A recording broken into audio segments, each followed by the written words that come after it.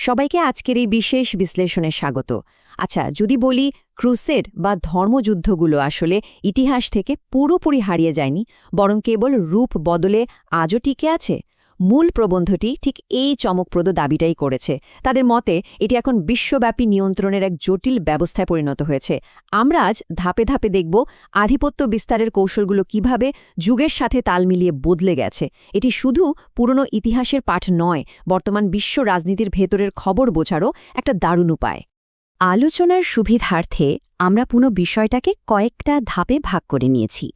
প্রথমে আসবে বিবর্তনের মূল ধারণা, এরপর ধ্রুপদী যুগ, তারপর ঔপনিবেশিক যুগ, এরপর আধুনিক বা ধর্মনিরপেক্ষ রূপ এবং সবশেষে অতীত থেকে বর্তমানের একটা তুলনামূলক চিত্র। প্রথমেই চলুন এক নজরে দেখে নেওয়া যাক ক্রুসেডের বিবর্তন বা আধিপত্যের এই রূপান্তর বলতে আসলে কি বোঝানো হচ্ছে। চলুন একদম গভীরে যাওয়া যাক। স্ক্রিনের এই টাইমলাইনটা খেয়াল করুন। প্রবন্ধটি ইতিহাসের এই বিবর্তনকে তিনটে সুনির্দিষ্ট যুগে ভাগ করেছে। শুরুটা হচ্ছে ১০৯৫ থেকে ১২৯১ খ্রিস্টাব্দ পর্যন্ত, যাকে বলা হচ্ছে ধ্রুপদী যুগ। এরপর ১৫০০ থেকে ১৯ শতক পর্যন্ত বিস্তৃত ঔপনিবেশিক যুগ, আর একেবারে শেষে ১৯ শতকের শেষ ভাগ থেকে বর্তমান সময় পর্যন্ত প্রবাহমান ধর্মনিরপেক্ষ যুগ।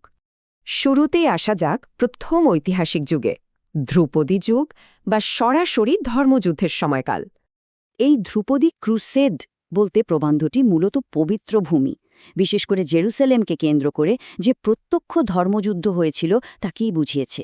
সে সময় প্রচণ্ড ধর্মীয় আবেগ আর ঈশ্বরের দেওয়া দায়িত্ব পালন করছি এমন একটা গভীর বিশ্বাসই ছিল এই অভিযানগুলোর মূল চালিকা শক্তি। ব্যাপারটা যদি আরেকটু স্পেসিফিকভাবে দেখি, মূল ফোকাস ছিল মধ্যপ্রাচ্য। লক্ষ্য একদম পরিষ্কার, বিজিত অঞ্চলে স্থায়ী খ্রিস্টান আধিপত্য আর নিজেদের বসতি স্থাপন করা। আর এটা কিভাবে করা হতো? ইউরোপীয় ক্রুসেডারদের সরাসরি সামরিক অভিযানের মাধ্যমে, অর্থাৎ স্রেফ তরবারি আর ধর্মবিশ্বাস, এই দুটোই ছিল তখনকার বিশ্বজয়ের প্রধান হাতিয়ার। এরপর আসে দ্বিতীয় পর্যায়, ঔপনিবেশিক যুগ, যেখানে ধর্মের সাথে এক অদ্ভুত মিলন ঘটে বাণিজ্যের।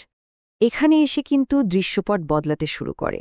প্রবন্ধে বলা হচ্ছে এই ঔপনিবেশিক ক্রুসেডে আধ্যাত্মিক লক্ষ্যের চেয়ে বৈশ্বিক বাণিজ্য আর অর্থনৈতিক আধিপত্যের এজেন্ডাই বেশি গুরুত্ব পেয়েছিল। সোজা কথায়, ধর্মকে একটা আচ্ছাদন বা অজুহাত হিসেবে ব্যবহার করা হলেও পেছনের আসল লক্ষ্য ছিল মূলত অর্থনৈতিক শোষণ। এখানকার সবচেয়ে ইন্টারেস্টিং পয়েন্ট হল কৌশল পরিবর্তন। এবার আর শুধু সরাসরি সৈন্য পাঠানো নয়, বরং এশিয়া, আফ্রিকা বা মধ্যপ্রাচ্যে স্থানীয় মিত্র বা কোলাবোরেটরদের সাথে হাত মেলায় উপনিবেশবাদীরা। বিশাল সেনাবাহিনী দিনের পর দিন পুষে রাখা তো অনেক ব্যয়বহুল আর কঠিন কাজ, তাই না? তাই এই স্থানীয় অংশীদারিত্ব দিয়ে খুব সহজেই তারা দীর্ঘমেয়াদী শোষণ নিশ্চিত করতে সক্ষম হয়েছিল।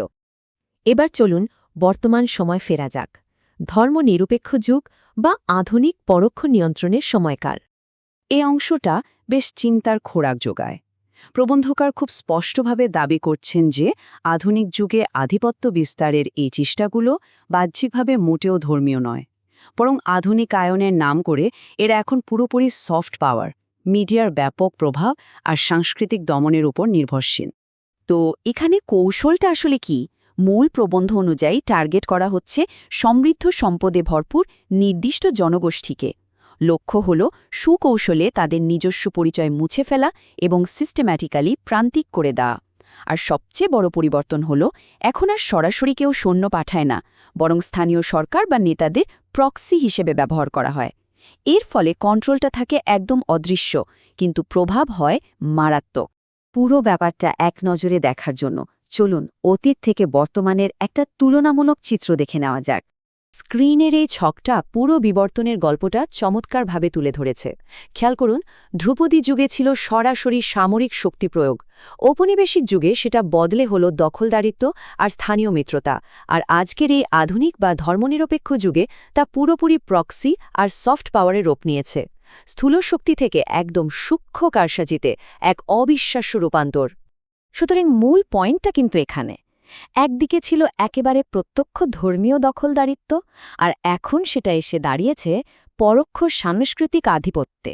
এই চরম বৈপরীত্যই প্রমাণ করে যে আধিপত্যকামী শক্তিগুলো যুগের সাথে তাল মিলিয়ে নিজেদের খাপ খাইয়ে নিতে কতটা ওস্তাদ। লেখকের এই উপসংহারটা একটু খেয়াল করার মতো। তিনি বলছেন, ইতিহাসের এই ধরনগুলো বোঝার মাধ্যমেই আমরা বর্তমানের আধিপত্যের কৌশলগুলো ধরতে পারি। আসলে ইতিহাস শুধু অতীতের গল্প নয়, বর্তমানের জটিল রাজনৈতিক ইকুয়েশনগুলোর ডিকোড করার একটা অত্যন্ত শক্তিশালী চাবি। আর এখানেই আজকের আলোচনার শেষ প্রান্তে চলে এসেছি আমরা। ইতিহাসের এই দীর্ঘ পরিক্রমায় ক্ষমতার এমন অবিশ্বাস্য রূপান্তর দেখার পর একটা প্রশ্ন কিন্তু থেকেই যায়, এরপর কি? আধিপত্য বিস্তারের এই কৌশলগুলো ভবিষ্যতে নতুন কোনো রূপ ধারণ করবে? আর্টিফিশিয়াল ইন্টেলিজেন্স নাকি নতুন অন্য কোনো প্রযুক্তি হবে ভবিষ্যতের নিয়ন্ত্রণের মাধ্যম? ভাবার মতো একটা বিষয়, তাই না? এই প্রশ্নটা নিয়েই আজ শেষ করছি আমাদের এই বিশ্লেষণ।